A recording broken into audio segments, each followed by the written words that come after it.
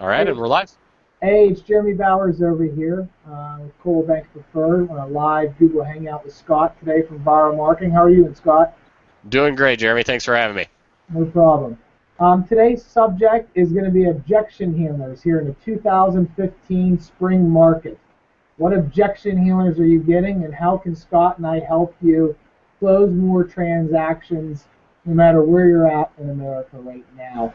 And we're going to bring up some objections that we're getting, objections I've heard in the past, and give you some ideas on how to get to the bottom of it and how you can recommend the right solution to people by handling objections. Does that sound good, Scott?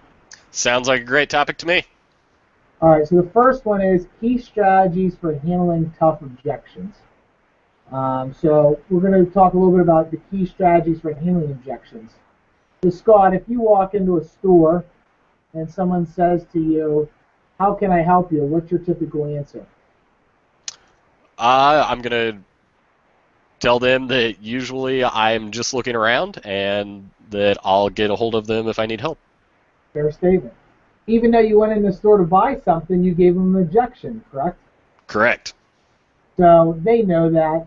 Just like in selling real estate, we know that too. And the key in real estate is we have to understand, even though they're saying something, it might not be the true objection. And what we have to do as agents is ask a lot of questions and get down to the root of what their actual motivation is. And what you're going to find is many times people confuse what the true motivation is on selling real estate. Does that make sense? Makes a lot of sense. Yeah. So I mean, some people might be price, some people might be time frame, some people might be location.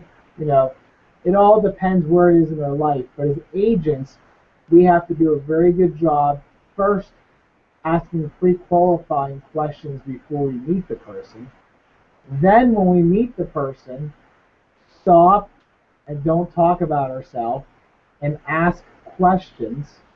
And then thirdly, give the person options so they can make an educated decision on what they want to do. Right. Because, Scott, anything you buy in life, right, man? Anything you think about something you purchase in life, one of the things that car salesmen I typically find don't do a good job on is they ask you questions up front, which is good, right? But Right. then you feel like they're cramming into one car. I think they could do a better job of giving you some options on which car is the best bet for you Right. and asking questions instead of just trying to drill down at the price at the end. Because car salesmen only sell on price pretty much. Yeah. Yeah, that makes sense. So if we sold just on price on real estate, I think we'd be in a lot of trouble. So the objection handlers, what we're going to go over today is some objection handlers that will help you help the client make the right decision. Here, let me repeat that. What most people don't realize is they think that objection handlers is a sales technique to get a person to buy or sell. They're going to do that no matter what. The question you're asking them is to help them understand why they want to buy. Why do they want to sell? And if you can get to that and get rid of all the smoke screens in between when they're throwing other things up to you, then you can get to the final decision if you're the right person to help them. See, what a lot of people don't realize, Scott, is they think that when a person says, I have to interview a couple more people, that is the true objection. Right. We as an agent didn't do a good enough job getting to the root of what they're looking for to help them give a recommended option on what to buy or sell. So that is the key of today, what we're going to talk about. We're going to fire some objections back and forth, and I'm going to give you guys some help on how to handle objection handlers and get to the root of why a person wants to buy or sell.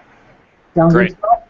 Yeah, that sounds great. And just to let everyone know, anyone that's watching, if you have any questions, we do have a Q&A app up. If you would like us to answer a certain objection that maybe you have trouble answering, go ahead and post that in the Q&A app, and we'll get that answered for you. And when they're doing that, Scott, they have to have a Google account, correct? Correct. Okay.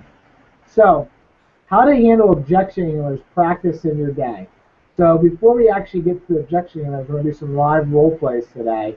have a little bit of fun, is how do you get good at this? So, Scott, do you like sports? Love sports. Okay, what's your favorite sport? Baseball.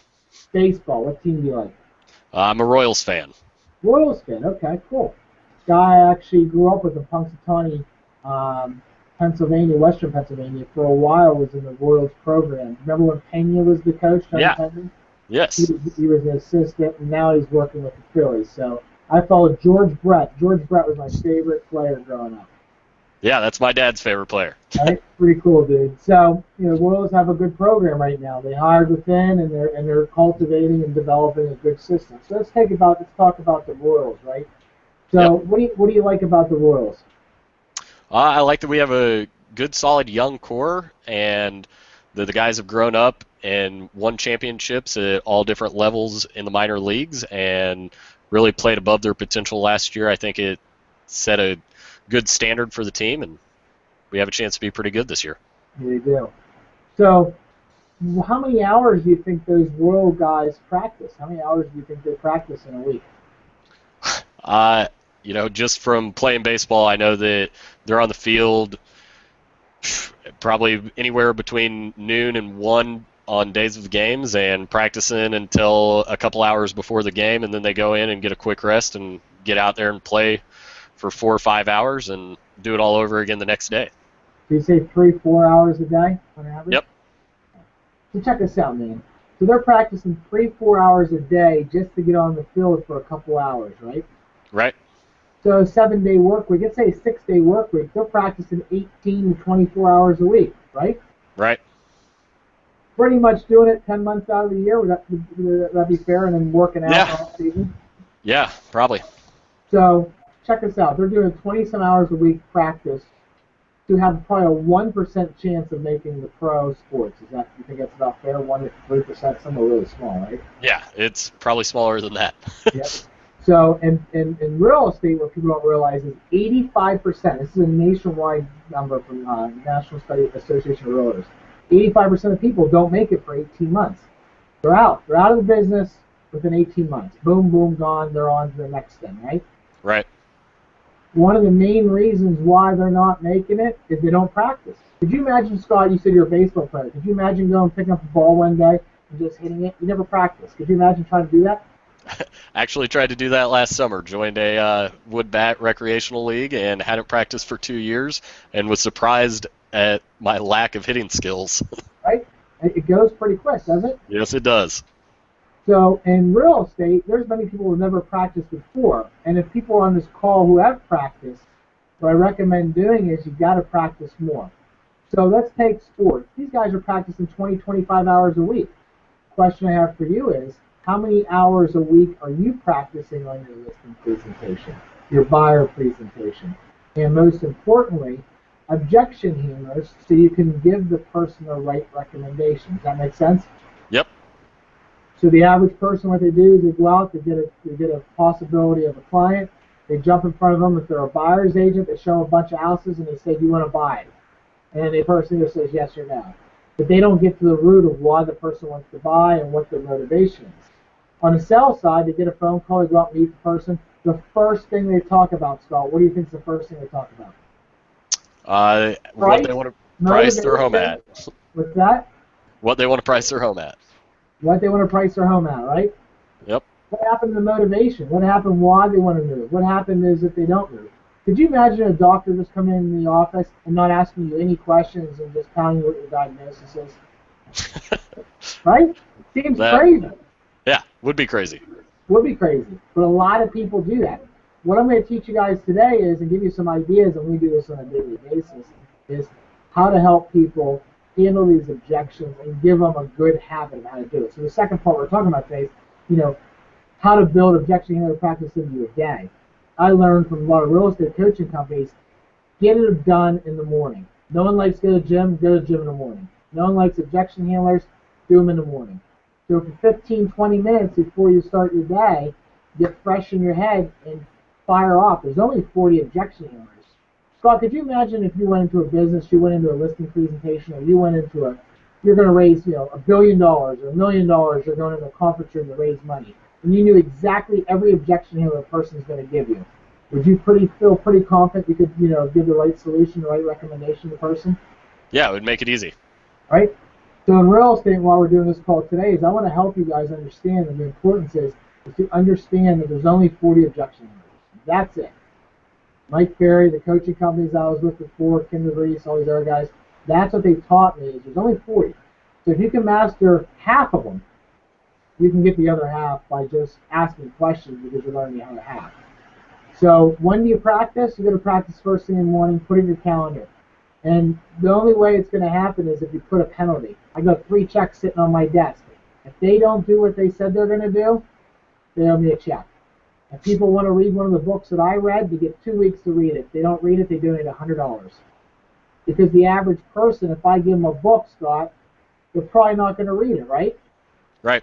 They're going to start it, but they're going to get distracted in their life, and they're not going to read the book because they're not focused. So what I do now is I give them a book. You can read it. You get 2 weeks. You $100 if you don't. At the end, I'm going to ask you what you learned. Because I have to help them keep accountable. The same thing as in objection handlers. You've got to pay your manager. You've got to pay someone that's going to hold you accountable and donate that money, give you a penalty if you don't do it. That is the number one technique. That's the number one critical point I can give you guys today is if you want a game changer idea on how to get better at presentations, is do that. Work on that because it's just like sports. It's the preparation before the actual game that made you good in baseball, right? Right. People don't see what everything the Royals were doing the last couple of years. All everybody remembers is what the Royals did at the end of the year, right? Right. So what we're going to talk about next is objection handlers that people are getting. I'm going to give you some live examples of objection handlers, and we'll role play them, and let's see how they go. Scott, we have no idea what objection handlers are going to get, do we? No, I haven't gone over that yet. I haven't gone over it yet, man. So that's what makes it fun. I want to fire some off and see how they go, and I want you guys to pay attention and see how the similarity is between them. So the best way to practice objection handlers is to fail through practice. But don't practice on your clients. What most agents do, they go out and practice on their clients and give a listing presentation, and they pick up a third of them. How would your life be different if you could pick up 70% of the appointments you went on, 80% of the appointments you won? Because remember, you never want to get to 100, because at 100, you're taking overpriced listings. You need to start turning down some deals because you're going to get busy because you're going to be a master in objection handlers. Is that fair? Yep. So here's what we're going to do. We're going to talk about some objection handlers and how to find and keep track of great objection handlers.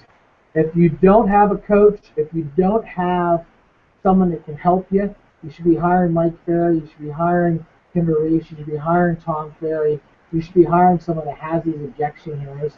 And if you're in the Philadelphia marketplace in the 5 counties, that's what we do. So let's fire off a couple objection handlers, Scott. Why don't you give me one, let's say I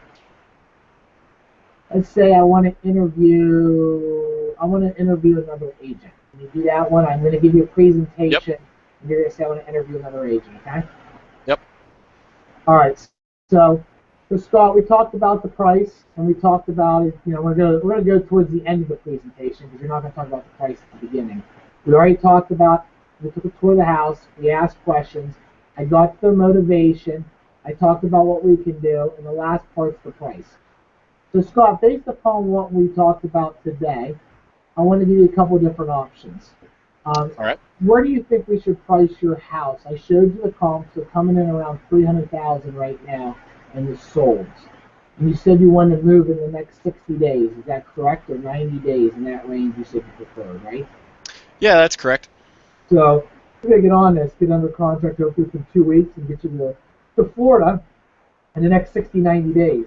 So what price do you want to put your house at so it sells and you can get to Florida? Well, I would like to sell it for as much as possible, and I've had another realtor that's been emailing me that said that they thought they could sell it around $350,000. So I just really want to talk to them before I set anything in stone with you. So what you're telling me is what's most important to you is to net the most amount of money, get the family in 90 days down to Florida. And I was asking you a very important question. What would happen if you were left in Philadelphia, let's say here in about 6 months? Now in August, you're still. How would that impact your life? Well, if we're still around in 6 months, that means that school's going to be getting ready to start again for the kids, and then we're going to have to pull them out of school if we move after that, and it's just going to make life a lot harder for us to get down to Florida. Okay. And what is ideal? You said ideal for you was um, 60 to 90 days, correct? Yeah, ideal would be getting down there in 60 days. If we had to wait 90, it wouldn't be that big of a deal. Okay, great. So you saw the comps that I looked at today, Scott, correct? Correct. And the other comps, have you actually physically seen them from the other guy yet? He hasn't shown me any comps. He just said that he looked at the area and thought that our house was worth 350. Okay, great. And do you know what he's basing that on? I have no idea what he's basing that on.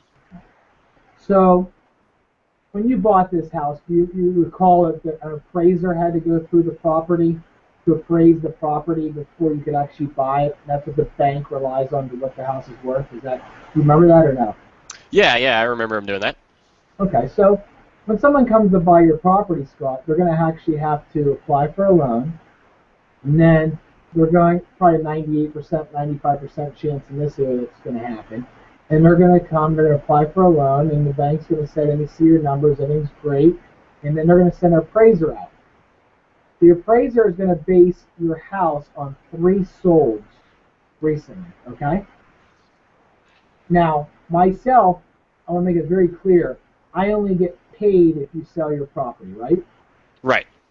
And I get paid more money if I sell it for more, correct? Of course.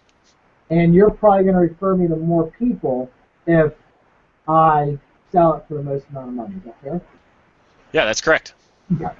So you and I have a true partnership. The benefit of me getting the most amount of money out of the house is the same as you. Is that fair? Yeah, that's fair to say. So the question I have for you is, why don't you think I'm recommending $350,000? Because you don't think that that's what we can get. Correct. So let me ask you a second question. You saw the comps today. I saw the comps, right? You don't Right. determine the value. I don't. Unfortunately, it's the buyers, what they're willing to pay, right? Right. I have the same access as everybody else does to your house. Do we have any comps that show that any house that is sold similar to yours above 300,000? Not that I've seen. Okay. So the question is, do you want to price your house to sell, or do you want to price your house to help your competition sell their house? I want to price my house to sell. Okay. Okay. So based upon what I said, and we look at the comps again, where do you think you have to price your house to get it sold? I think we need to start at around 300,000. Okay, great. So we got the 300,000 part taken care of. Is that correct? Yeah, that works for me. Okay, good. The second part is the marketing of what we're going to do to market the property. Are you comfortable that I can market your property and get you top dollar for the house? I mean, I'm comfortable that we're in partnership together and that you're going to try to get as much as possible for you and for me. Correct. The third part about it is, we talked about it a lot, is you want to be in this partnership and you want to understand what's going on. Is that correct? That is correct.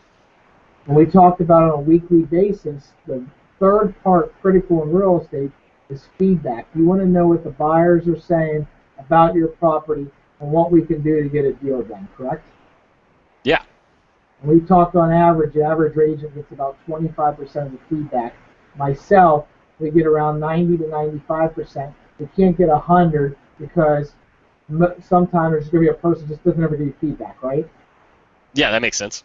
So if I can get you 3 times the feedback and 3 times the information about what the buyers are thinking, do you think we can increase the chances of getting a deal done quick for you? Yeah, I think we could. Okay, great. So we covered marketing, we covered feedback, we covered the market in general, we covered the price. The only thing we have to do now is you got to put me to work so I get you to Florida in the next 90 days.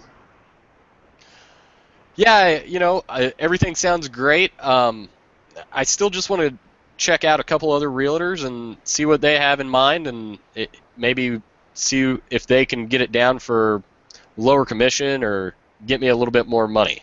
Okay, good. So I can appreciate those. Those are great comments and great points. So once let's get back to the what you're looking at on netting. So netting and your motivation are the key, right? You need to net the most amount of money, right? Right. Okay. So I don't blame you, Scott. I do the same thing. When you go into a car sales, you're trying to buy a car, you want to buy as cheap as possible, right? Right. If you can buy something cheap as possible and get the same service, then it makes sense, correct? Yeah, that makes sense. Okay. So let me give you a couple examples, and you have a couple options, Scott, with me, what you want to do. I'll list your house for 5, 6, or 7%. Okay. Okay. So what you have to do is you have the option in real estate in Pennsylvania. You pay out the buyer's agent half your commission. Okay. Right. So let's just say we start at 5%. Now my competition, majority of them are selling at 6%. Okay. All right. 300,000, you're at 3%. That's $9,000, and you get the split. But just keep it at the gross. $9,000 is the commission. On your house at 2.5, on 300,000 is probably around $7,500, right? Right. What happens to an agent if they sell 30 houses at that difference of a swing a year? They could have made an extra $45,000, right? Right. 1,500 times 30. So you said you're a lawyer, correct? Correct. So if you had a court case and you could make the same amount of money on 2 different court cases, both court cases are the same cases, but you can make different money. You can make another $5,000 in one court case compared to court case B. Same amount of work. For court case B, you can make $5,000 more. Which one do you pick? I'm going to pick court case B, where I can make more money. Right? Right. Just normal human being stuff, right? Right. Same thing happens in real estate, Scott. What I don't want to see you do up front, instead of the expression shoot yourself in the foot right from the get-go, is offer less commission to help sell your competition. You don't want to help sell your competition, do you? Oh, no. No. So let's go back in the real estate agent's mind. They're out looking at houses. There's 3 houses, and the buyer likes 2 of them. These are very similar to your townhouse that we have right here, right? I showed you there's 6 other houses for sale. If they say to the buyer's agent, which house do you recommend, and the buyer's agent can make another $1,500 on the other house and pay out 3%, what do you think the buyer's agent's going to do? It's going to go to the other house. Right. So you said you want to net the most amount of money, right? Right. So in that case, I would recommend 6 or 7% commission. And the reason why I'd recommend more commission and net more dollars, would you agree in life people work harder when they get paid more money? Yeah. That's true. So in this case, Scott, I think we can save you up 1%. I think we can save you and get you away from that 7% range and get you at the 6% range and allow you to net more money and not allow you to sell the competition. Does that make sense? Yep, that sounds great. And the second thing, which is good news, Scott, if you do it at the 6%, is when a home gets under contract and that agent gets the home inspection report back, do you think that agent wants to take a risk of going back on the market and maybe finding something and getting paid 2.5% of the 5? Probably not. So then they're probably going to work a little bit harder to get that house sold at the 6%, correct? Correct.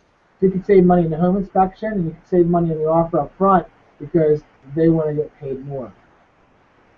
Yeah, it sounds like I'm going to end up saving money on this. Correct. So we'll net you more money by having you pay 6%. The only thing right now you have to do is just sign the paperwork. I'd like to get someone out here tomorrow, take pictures.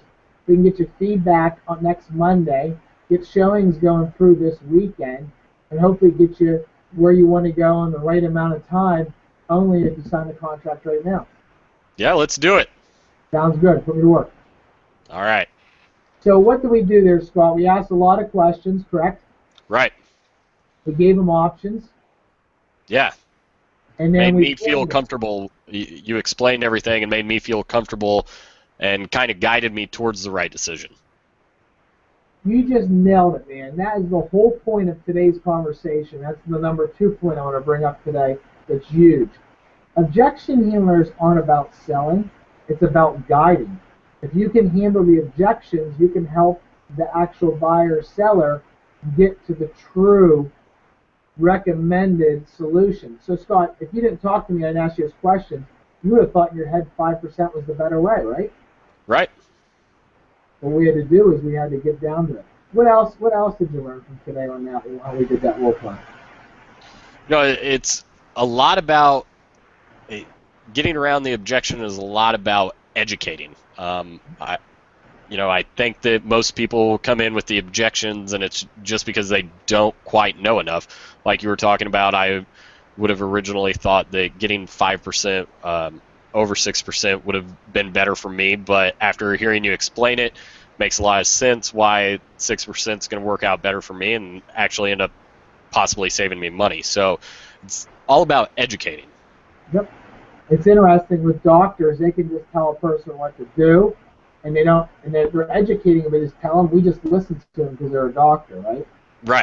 Right. So in real estate, we got to ask them questions, lean them in the right direction because we don't have the same respect as a doctor. But we just did the same thing what a doctor does, but just in a different direction.